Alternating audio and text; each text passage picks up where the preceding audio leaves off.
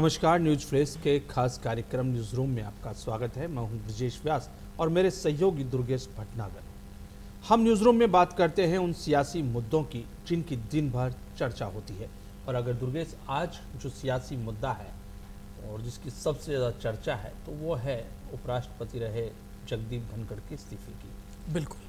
कल रात को जिस तरीके से उन्होंने इस्तीफा दिया और यकायक स्वास्थ्य कारणों को बताकर और उन्होंने ये सब किया, उसके बाद से ही लगातार राजनीतिक क्षेत्रों में हलचल है, अटकलें हैं और सगुफों का दौर है। लेकिन क्या इम्पैक्ट इसका आ सकता है? क्या इसके दूसरे डायमेंशंस हैं? किस तरीके से ये पूरा मामला जो है बीजेपी के हाथ से निकलकर विपक्ष को एक बैठे बिठाए मुद्दा सा मिल गया है और जो अब तक शांत माहौल था उसमें कहीं कंकर आने से पूरी सागर में तरंगें तैर रही है? क्या बिल्कुल, राजनीति जो देखें अगर अभी पूरे देश की, वो एकदम उबाल पर आ गई है। बहुत इम्पोर्टेंट है क्योंकि 6 बजे तक सब कुछ ठीक था। अगर स्वास्थ्य कारण की वजह से उन्होंने इस्तीफा दिया तो मार्च में उनका जो है बाईपास सर्जरी होती है, उनकी हार्ट से रिलेटेड उनका जो है इलाज चलता है, तो उस टाइम दिया जाना चाहिए था। लेकिन सितंबर में आने से पहले, मतलब जुलाई के अंदर उनका इस्तीफा दे देना, ये एक बहुत बड़ा क्वेश्चन मार्क जरूर है। जबकि उनके कार्यक्रम राजस्थान के 2 दिन बाद से राजस्थान के कार्यक्रम बने हुए हैं। बिल्कुल। और कुछ लोग तो ये कहते हैं कि 6 बजे के आसपास भी जो मुलाकात हुई तो वो आगे के कार्यक्रमों को लेकर चर्चा कर रहे थे और अचानक ऐसा बीएससी की बैठक थी, सब कुछ ठीक था, उसके अंदर किस तरीके से आगे काम को ले जाना है उसके ऊपर चर्चा हुई है। विपक्ष बहुत इजी वे में था, लग रहा था कि कई मुद्दे हैं ऑपरेशन सिंदूर को लेकर और इसको लेकर बड़ी हंगामे वाली स्थिति होगी, लेकिन ऐसा कुछ नहीं था। सब कुछ फ्लोर पे सब कुछ ठीक था और यहाँ तक कि 6 बजे तक सब कुछ ठीक था।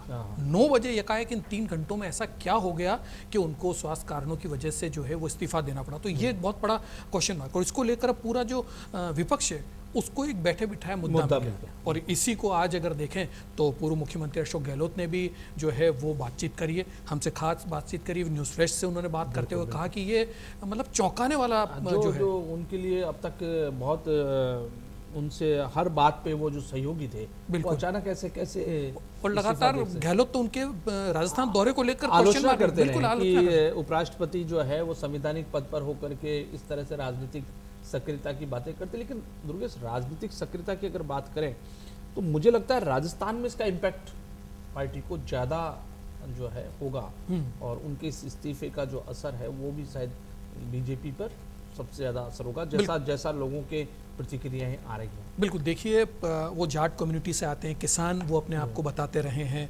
और क्योंकि झुंझुनू और इस एरिया से वो रिलेट करते हैं और वहाँ पर जाट बाहुल्य है, तो एक सीधे तौर पर ये था और उनका लगातार यहाँ का दौरा करना। अभी भी कल वो उनका वापस दौरा था, झुंझुनू का दौरा था, लेकिन उससे वो सब चीज़ें चेंज हो गई। तो कहीं न कहीं जो जाट कम्युनिटी है उसके लिए ज़रूर एक झटके की स्थिति हम कह सकते हैं, क्योंकि जब सतीश पूनिया को हटाया गया था तब भी नाराजगी देखने को मिली थी। और इसका इम्पैक्ट आने वाले चुनाव में कितना होगा? तो कह भी दिया कि यूज एंड थ्रो के रूप में लिया जा रहा है जाटों को। बिल्कुल। और उन्होंने साफ तौर पर कहा है कि ये नई बीजेपी का जो है ये डरावना चेहरा है, कब किसको बिठा दे कब किसको गिरा दे।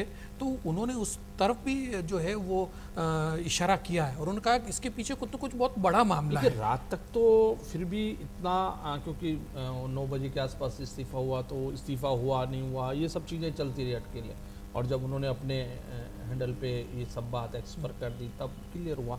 लेकिन सुबह से कांग्रेस में जयपाल रमेश ने जिस ढंग का किया एक्सपर पोस्ट, उससे लग गया था कि कांग्रेस इस पूरे मामले को उस तरफ ले जाना चाह रही है जहां से उससे लाभ है और बीजेपी को डैमेज होता है। देखिए, उन्होंने कहा कि किसान जो है उस वर्ग से आते हैं जगदीप धनखड़, और उनका इस्तीफा जो है वो किसानों को आहत करने वाला है। बिल्कुल, तो वहीं से लाइन पकड़ ली थी, एक्शन ऑफ लाइन की। ये अक्सर हमने देखा है कि कांग्रेस जो है चूक कर जाती है मुद्दों को पकड़ने में। इस बार उन्होंने बिल्कुल टाइमिंग से उसको चीजों को लिया और जयराम रमेश लगातार जो है ट्वीट कर रहे हैं और वो कह रहे हैं कि उन्हें मनाया जाना चाहिए था, जब तक अभी स्वीकार नहीं हुआ उससे पहले तक उन्होंने कहा है। प्रधानमंत्री से उन्होंने अपील करी है कि भाई एक संवैधानिक पोस्ट पर बैठे हुए हैं, बहुत सही है और अच्छा सदन चला रहे हैं, ऐसे में उनको मनाया जाना चाहिए। इस तरीके का तो एक सिंपैथी जो है जाटों के प्रति, जो सिंपैथी है कांग्रेस किसानों ने के प्रति जो सिंपैथी, उसको वो भुनाने की कोशिश में। एक और सबसे बड़ी बात जो है वो देखना पड़ेगा, एक इस तरीके की अफवाह कहना चाहिए या इस तरीके की जो बात छन के आ रही है कि ये जो इस्तीफा है कहीं और ड्राफ्ट हुआ है, उन्होंने तो केवल साइन किए हैं। तो ये भी एक बड़ा चर्चा का विषय बन रहा है। और कुछ लोग इसको दिन के घटनाक्रम में खड़गे के बाद जिस ढंग से जेपी नड्डा बोलने के लिए उठे और उन्होंने जब कहा कि ये सब कुछ नोट नहीं हो रहा, सदन की कार्रवाई में नहीं हो रहा, कुछ लोग उससे जोड़ के देख रहे हैं, लेकिन लगता नहीं है कि ये सब चीज़ें तो सतही है। बिल्कुल अंदर खाने में बहुत कुछ चीज़ें अभी और आना बाकी है जो छन छन करके आ रही है, और इसका राजनीतिक जो आकलन है इसके नफ़े नुकसान का, मुझे लगता है कांग्रेस ने वो कर लिया है कि राजस्थान में उसको किस तरीके से इस पूरे मुद्दे को, राजस्थान न केवल जाटों का अगर बात आएगी तो उत्तर प्रदेश, हरियाणा, राजस्थान तीनों जगह ऐसे ही है। एक सबसे बड़ी बात जो है उनका इम्पैक्ट सबसे बड़ा जो होने वाला है, क्योंकि देखिए बिहार के चुनाव हैं, उसके बाद पश्चिम बंगाल के चुनाव हैं, दोनों जगह जो है पश्चिम बंगाल में बीजेपी का जो है अभी आधार नहीं उतना उभारने की कोशिश की जा रही है। बिहार की बात करें तो जदयू के साथ जो है मिलकर वो बनाते हैं। तो इस तरीके की बात भी है, इस तरीके के शगुफे भी जो है वो सामने आ रहे हैं कि बिना बिहार में ये पूरी पटकथा लिखी जा रही है। तो अब जो सबसे बड़ा नाम है वो नीतीश कुमार का भी उभर के आ रहा है कि नीतीश कुमार को क्या उपराष्ट्रपति बनाया जा सकता है। वहाँ किस तरीके से केवल बीजेपी खुद को रख सकती है पूरे परिदृश्य में, और बिल्कुल नीतीश को कैसे दिल्ली भेजा जा सकता है, ये भी कारण कुछ लोग बता रहे हैं। एक कि ये भी खबर आ रही है कि जो है सुधा मूर्ति, उसको भी अप्रोच किया गया पीएमओ की ओर से, इस तरह की खबरें भी चली हैं। लेकिन अब ये तो दौर है, सगुफों का चलता रहेगा। कुछ लोग बीजेपी में ही उन चेहरों को जिनको हम लोग राष्ट्रीय अध्यक्ष पद की दौड़ में समझ रहे हैं, कुछ लोग उनका नाम आगे कर रहे हैं कि उनको उपराष्ट्रपति के पद के लिए किया जा सकता है। बहरहाल वो तो विषय अलग है, लेकिन जगदीप धनखड़ का जो रुख है, हम हो सकता है कि बिहार के परिदृश्य में ये अलग अंदाज में हो, या इसमें हो सकता है कि बीजेपी इसको अपने आप को एक गेम चेंजर एक्शन के रूप में इसको भुनाए कि हमने ये भी हमारा एक गेम चेंज था और हमने ये इस मास्टर स्ट्रोक था हमारा। लेकिन अगर ऐसा होता और जगदीप धनखड़ को इसकी खबर होनी चाहिए थी, अगर ऐसा कुछ होता तो जगदीप धनखड़ भी सहज होते, लेकिन वो सहज नहीं है। सहज नहीं। अगर वो सहज होते तो मुझे नहीं लगता कि फिर वो जो विदाई समारोह है, विदाई की पार्टी, भाषण जो है विदाई बिल्कुल वो सब में वो सहजता से आते। इसका मतलब कहीं ना कहीं वो जो मन में जो पीड़ा है या जिस तरह का जो शौक है मन में, कहीं ना कहीं अब वो ये हो सकता है कि जब इतना आप सेवा करते हो इस बड़े संवैधानिक पद पे, और उस संवैधानिक पद से जब आप विदा होते हो तो भारी मन हो सकता है, लेकिन सहज तो नहीं है। और अगर ये ड्राफ्ट किया होता, रणनीति का हिस्सा होता, तो विश्वास में लिए जा करके, तो जो आप कह रहे हैं वो बात भी कई जगह से आ रही है कि ये इस्तीफा दिया गया या इसके अलावा कोई विकल्प था, इसलिए उन्होंने इस्तीफे का विकल्प चुना। बिल्कुल बात यह है बिल्कुल कि क्या ये कोई विकल्प में से एक इस्तीफे का विकल्प था जिसे चुना गया। ऐसी बातें राजनीतिक क्षेत्रों में बार बार आ रही है। एक्चुअली यूज़ एंड थ्रो का जिस तरीके से बात आई है कि भाई बीजेपी जो है इस तरीके से यूज़ और थ्रो कर देती है यूज़ करने के बाद में, वो भी एक जो है एक परसेप्शन जो है वो बनता हुआ नज़र आ रहा है। देखिए कुछ जो राजनीतिक पंडित हैं उन लोगों का ये भी मानना है, क्योंकि बाहरी नेता हैं, जन आधार उनका अगर जाट समाज में देखा जाए तो ऐसा नहीं है कि बहुत बड़े जाटों के कोई बहुत बड़े नेता वो हों, और उनका जो कांग्रेस से भी साथ रहा है, जनता दल से भी उनका रहा है, तो वो बाहरी मतलब बीजेपी के लिए वो मूल बीजेपी वाले नहीं है, मूल भाजपा ही नहीं है वो।